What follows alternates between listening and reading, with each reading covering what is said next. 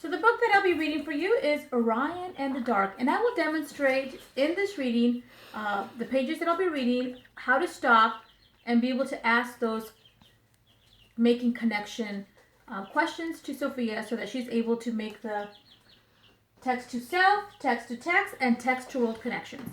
Okay, so in this book, it's about a boy named Orion, and he shares about how he's afraid of so many things in this world. He's afraid of spiders, he's afraid of girls, he's afraid of many different things, but the thing that he is most afraid of is the dark.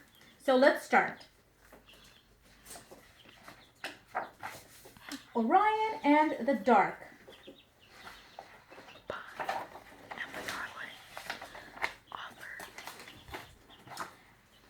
My name is Orion, and I guess you could say I am scared of a lot of things. Mom tells me I just have a big imagination and there's nothing to be afraid of. Well, that's easy for her to say. As far as I can see, the world is full of frightening things. And so this page shows he's afraid of bees, he's afraid of the ocean, he's afraid of dogs, he's afraid of girls, he's afraid of his grandma, storms, spiders, and in the bottom it says, but there is one thing that scares me more than anything else. So at this moment, we could stop and have Sophia make a text to self connection. And so we could ask her something like, Sophia, what is something that you are afraid of? And let her talk about that. And that is where she's making her text to self connection. So the next page says, Orion is afraid of the dark. And there's a big page that shows how afraid he is, and darkness surrounds all over. And he's imagining in his mind all these things that are going on in the dark. And so here's another opportunity for us to stop and make another text to self connection with Sophia and ask her, Sophia, have you ever been afraid of the dark? And have her explain why and how. You know, what are some things that she hears or imagines, like our character here, Orion, does. Great, we will continue now to another page where it talks about here, it says, so Orion goes to sleep, he's getting ready for bed, even though he's afraid, but it's bedtime, so his mother sends him up to bed. So here he is in his bedroom, just thinking, and it says here, and that's when something strange happened. Outside my window, the dark seemed to come alive. And then it came inside my room. And so if you could take a closer look at the picture here, it shows like the darkness is coming, literally coming inside of his bedroom. And so this is what we called personification. When an author gives human-like characteristics to an object or an animal, then that's considered personification. So we can stop here and have Sophia make a text-to-text connection and ask her, Sophia, where else have you seen or read in a different book where the author uses personification?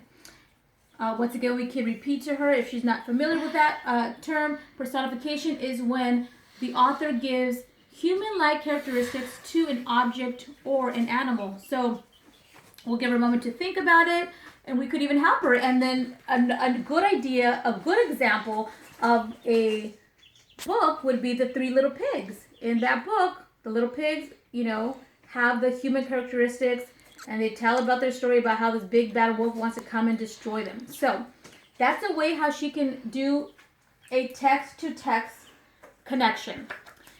The last one that I want to go over with you would be the text-to-world connection. So as Orion faces his fear, he apparently gets to know the dark takes him outside, and they go on this journey to find out what really is outside that makes it so scary for Orion. He's come to the conclusion that it's the noises that are outside. So here they go on a walk, and it says here, together we bravely went outside to find the frightening sounds, and when we found them, and we could see on this pictures here that right here it says snore. Some of the sounds were people snoring. Some of the sounds was a clock, tick tock, the wind, the whistle of the wind, TV on, refrigerator, bzz, buzzing sound.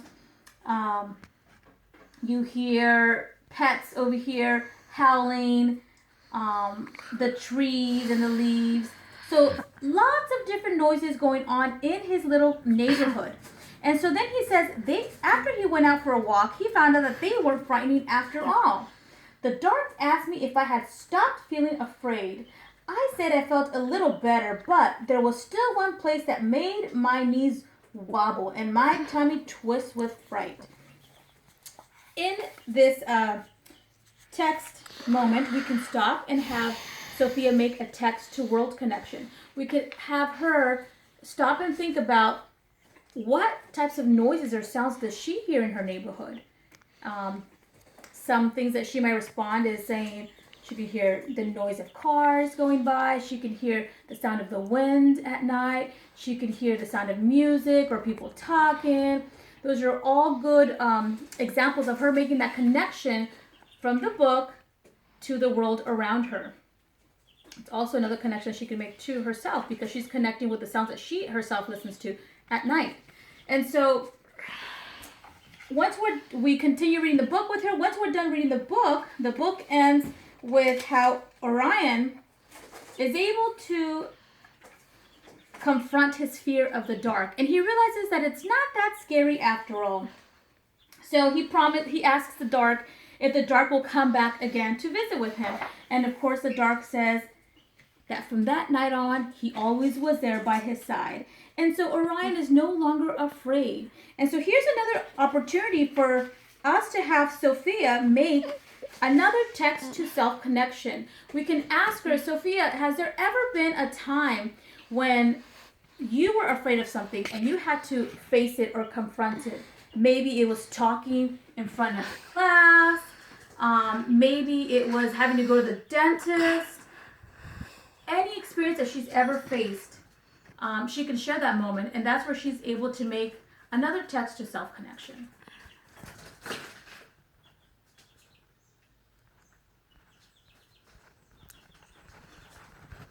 Stop? Well, I mean, You probably didn't record nothing if you can't stop. no, I can't stop, but like.